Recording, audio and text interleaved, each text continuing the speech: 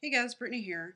I am showing you today how to make a smudge stick, and I made this one earlier, and it is the very first smudge stick that I've ever made in my entire life, so now you know that I'm a professional at it.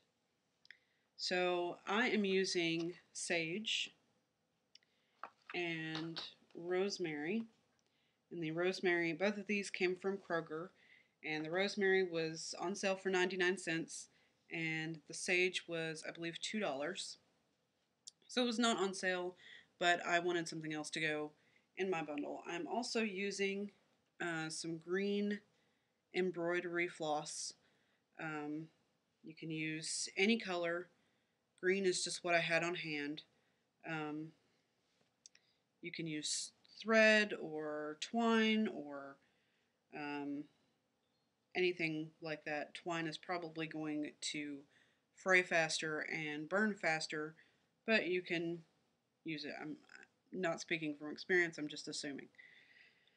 Okay, so what I did was I took my sprigs of rosemary because they were longer, and I kind of made a stem. Um, Sometimes you might have to pluck some of the rosemary off so that you kind of get a good stem base.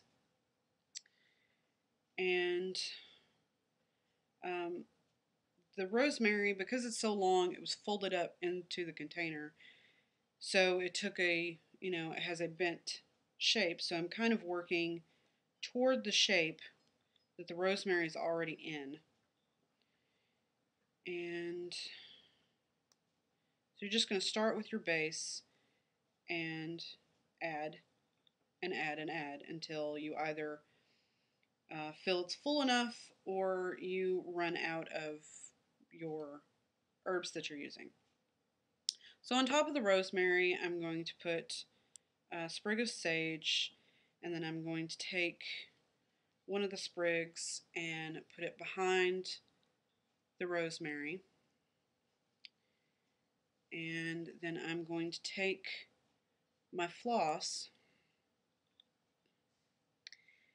and I'm going to tie a knot around the base.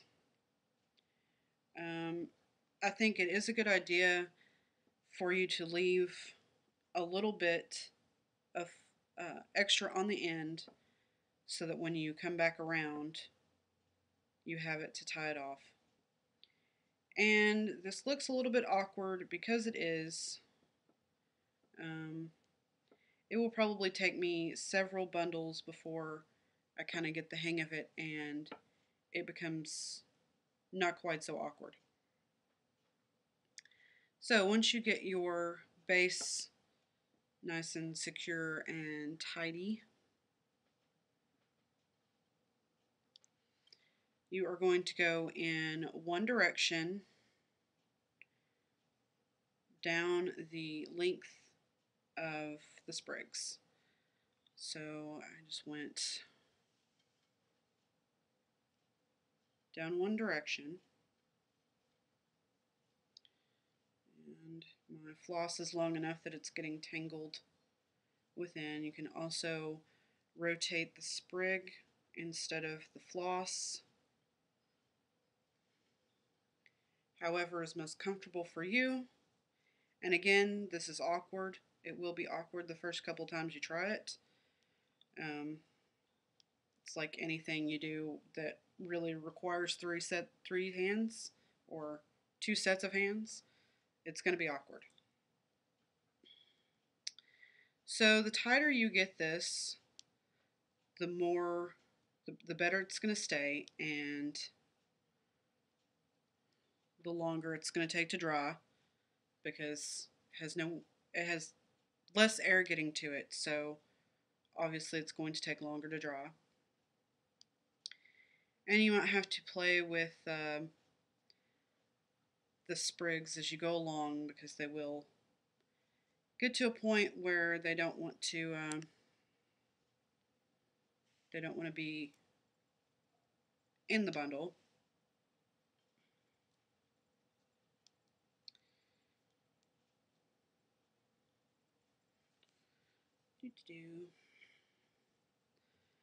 Alright, so I'm getting near the end here.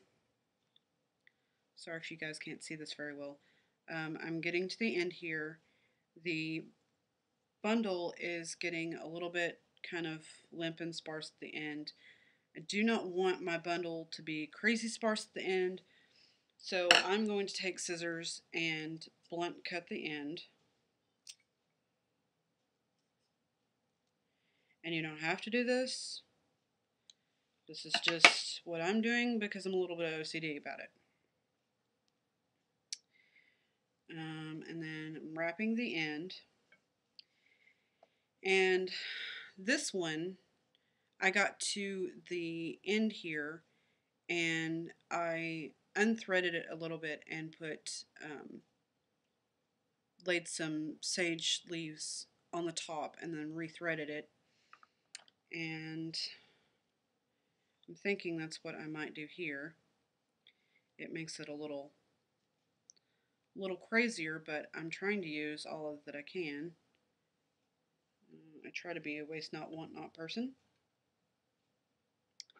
So I'm just going to start laying leaves around the ends. And I didn't untie this all the way, so some of these leaves are not going to be in the first set of threading, but they will be in the second set of threads. So unfortunately, this does make it a little bit more difficult when you go around the end, because now you're having to retrace steps and get all these leaves in it. I'm trying to stay on camera.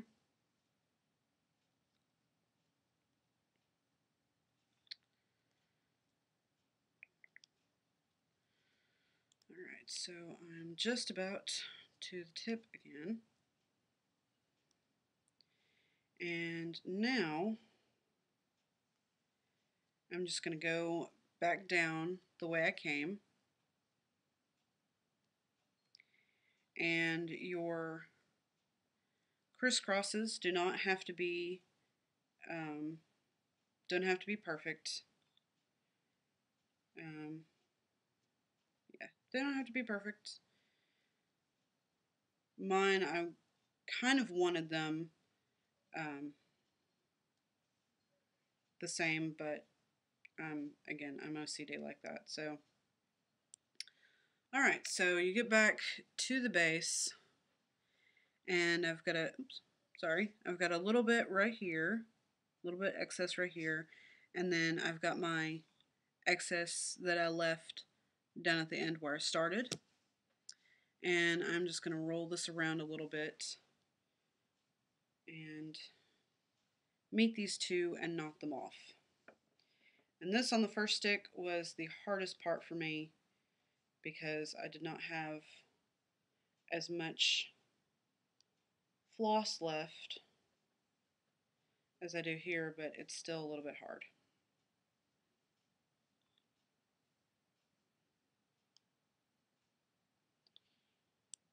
So there's the first knot.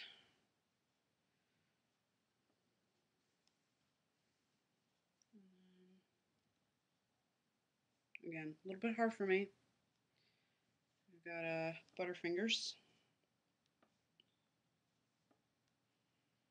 Really, I've just got fingers that don't like to be friends with any kind of thread ever. Alright, so you get that knotted off, and I don't know where it is. There we go. You can see that. But it is knotted off there. And I've still got a little bit of excess, so I am going to come in and snip that excess with my scissors. And there we go. Now, this is, again, my first time doing this, so I am not exactly sure how long this is going to take to dry. I would imagine 2 to 3 months. if not about 4 months.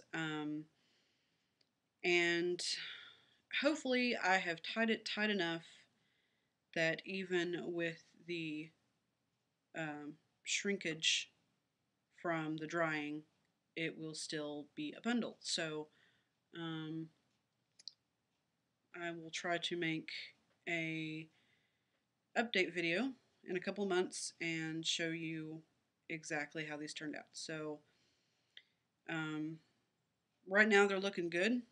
I have nothing to compare them to, but they're looking pretty awesome, and they smell even more awesome.